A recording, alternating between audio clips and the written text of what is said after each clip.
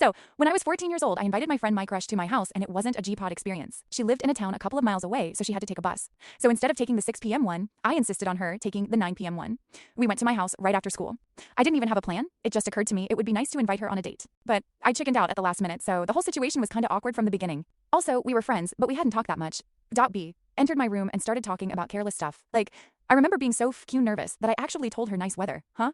And of course she was like, what is wrong with you? Okay, so we kept going with this awkward situation for like 30 minutes, and then one of my best friends shows up. I thought he was gonna save me, but the MF started just being himself and acting like a normal human being around a female. Like, what, dude, I'm trying to do something here. He was super hot also, and I still have baby face to this day. Well, everything sucked at this point for me. And then my man realizes he's in the way of me trying my best to be as normal and attractive as possible. So he went and bought a Coke. While he was gone, I, for some stupid, very, very stupid reason, thought it would be a good idea to tell her my feelings and ask her out on a real date. So I told her, hey, would you mind sitting down next to me for a moment? I gotta tell you something. And that was all of my braveness.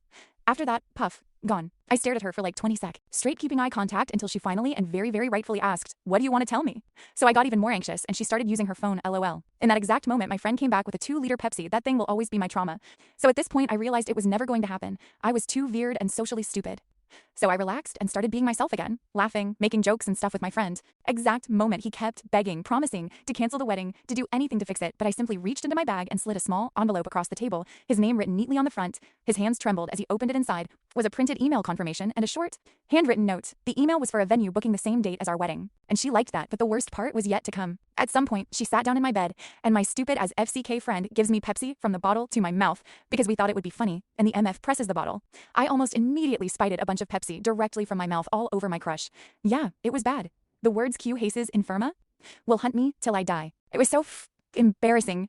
She also had this really thin shirt for school under which she decided to wear an extremely visible red bra. So she started covering herself up while I repeated, I'm so sorry. Please forgive me. And the culiadadzo of my friend is laughing his ass out watching my disgrace. She took her stuff, told me everything was fine, and left saying she had to get the bus, which was so painful to hear given the fact that I literally live in front of the bus stop. Yeah, that wasn't a good day.